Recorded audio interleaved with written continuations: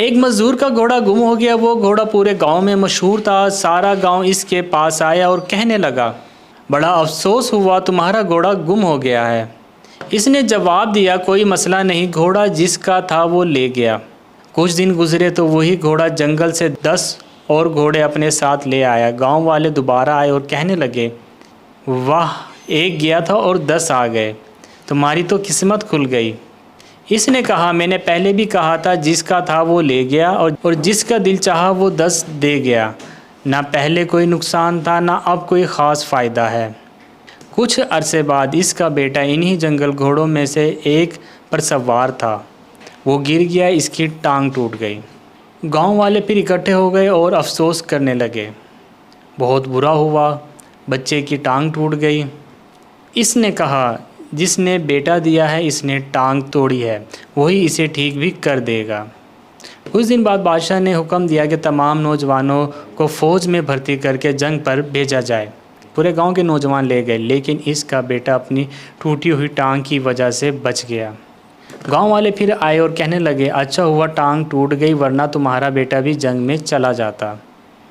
اس نے کہا، تمہیں مسئلہ کیا ہے؟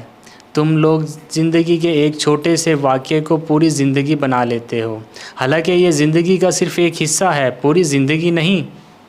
میں بچوں سے کہتا ہوں کہ زندگی میں گاڑی کا پنچر ہو جانا، کہیں دیر ہو جانا، ٹریفک میں پھنس جانا، بجلی چلے جانا، انٹرنیٹ بند ہو جانا یا کسی دوست کا ختم ہو جانا، یہ سب زندگی کے واقعات ہیں، زندگی نہیں ہے۔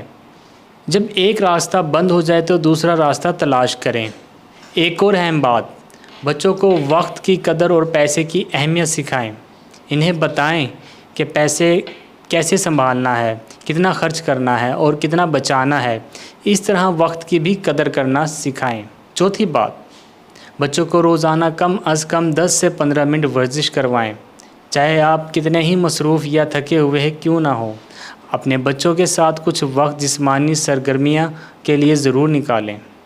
اور ورزش سے جسم میں اینڈورفنز پیدا ہوتے ہیں، جنہیں خوشی پیدا کرنے والے ہارمونز کہا جاتا ہے۔ یہ ہارمونز ذہنی دباؤ کم کرتے ہیں اور انسان کو خوشی اور پرسکون رکھتے ہیں۔ چلنا، دوڑنا، ورزش کرنا ان ہارمونز کو بڑھانا کے بہترین طریقے ہیں، لیکن افسوس کہ ہم نے یہ عادتیں چھوڑ دی ہیں۔ اور آخر میں ایک بہت اہم بات، جب باپ اپنے بیٹے کو، ماں اپنی بیٹی کو یا دادا اپنے پوتے کو محبت سے گلے لگاتے ہیں تو جسم میں خوشی اور محبت پیدا کرنے والے ہارمونز خارج ہوتے ہیں۔ اس سے نہ صرف رشتے مضبوط ہوتے ہیں بلکہ ذہنی سکون اور جذباتی تحفظ بھی حاصل ہوتا ہے۔ بعض اوقات محبت بھرے چند لمحے